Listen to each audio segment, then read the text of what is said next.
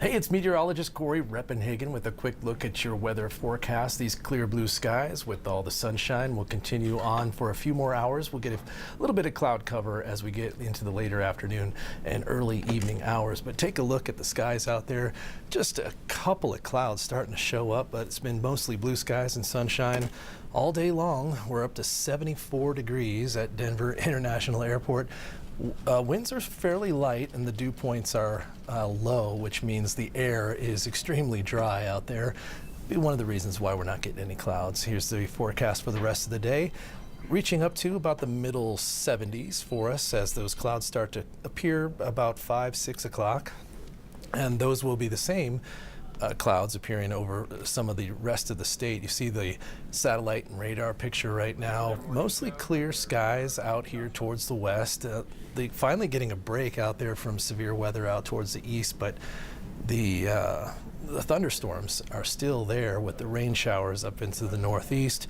You see that little plume of moisture rising up from the south. That is what's going to bring in those higher clouds and try to create a couple of areas of precipitation throughout the state. You see the high clouds starting to appear more in the southwest part of Colorado. Here's the computer forecast model for the Front Range area and the rest of northeast Colorado. You can see as we go through the day here, it starts to show up maybe about 5-6 o'clock. Here, I'll back that up just a tad, where you can see even shows a few little green dots there. That would be an indication that there could be some raindrops falling from these clouds that you'll see later on today. But as we just saw with the air being at such a dry, the low humidity of 11%, we're not going to get too much of that rain to actually make it to the ground.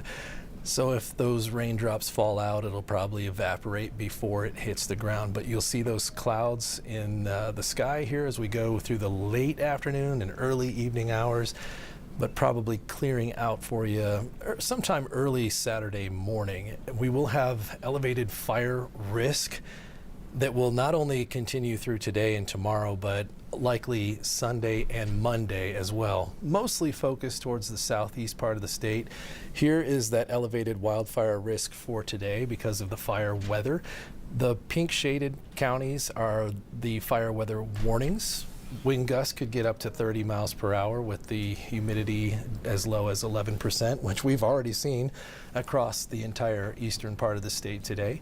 And that will expand just a little bit tomorrow as the winds increase a little and the air gets even drier on Saturday. So those counties in that odd tannish color, I guess you could call it, up to those are the watches that are issued for Saturday.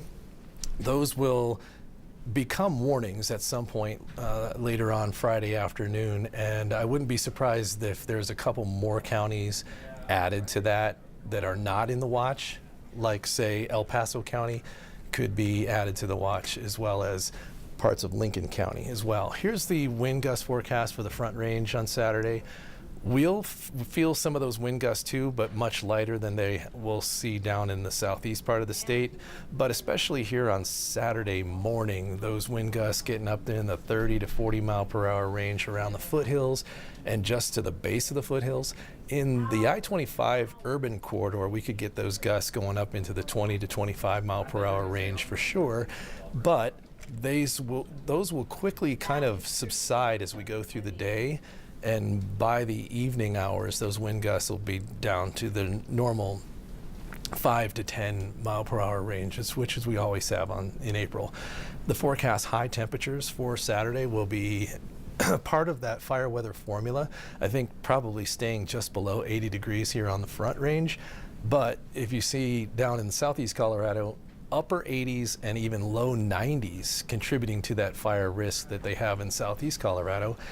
And it'll be another great day in the high country as well, as with the mountain towns reaching up there into the 60s, especially upper 60s maybe in the Gunnison Valley. So how long is this going to last? Looks like it's going to last all the way until about Monday afternoon or Monday evening. You see that ridge of high pressure is what we're watching. So the bubble of yellow and orange colors reaching up from the south covering all of Colorado really with some of those oranger colors. That means we'll get really the strongest high pressure we've seen so far on Sunday, which I think will give us a pretty good shot at hitting that first 80-degree temperature in Denver if it doesn't surprise us and come up and get us on Saturday. But then you'll see out to the west, that area of low pressure looks fairly organized, right? And it is.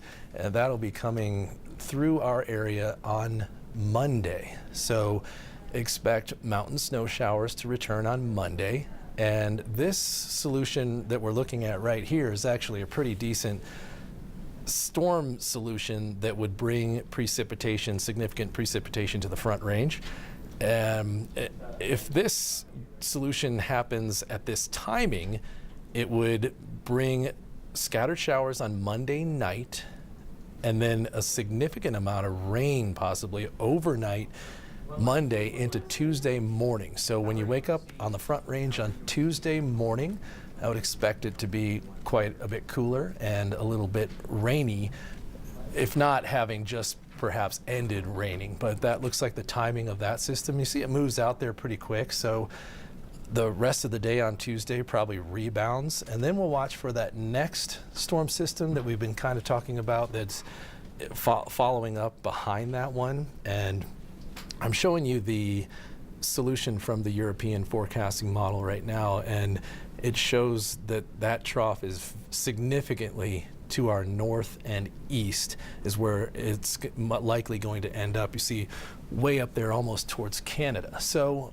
what this means, usually when we have a solution like this where the storm is, it's fairly significantly size storm, but off to our northeast, we here in especially northeast Colorado remain under the jet stream, so that will contribute to a little bit of destabilizing our air, and so we'll have to keep at least a small chance of rain showers in the forecast for Wednesday and Thursday, although with this solution it doesn't look like that's going to be too substantial.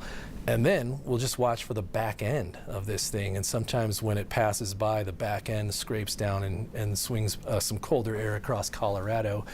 And if that happens, that would be on Friday, or Friday into Saturday. So that's one thing we'll watch for right now. So when you're looking at the 7-day forecast, you see a lot of raindrops in there, but I think it looks to me a little bit less impactful than what it may look like with all these raindrops, because that one storm system happening mostly overnight Monday into Tuesday, so mainly when most of us are asleep.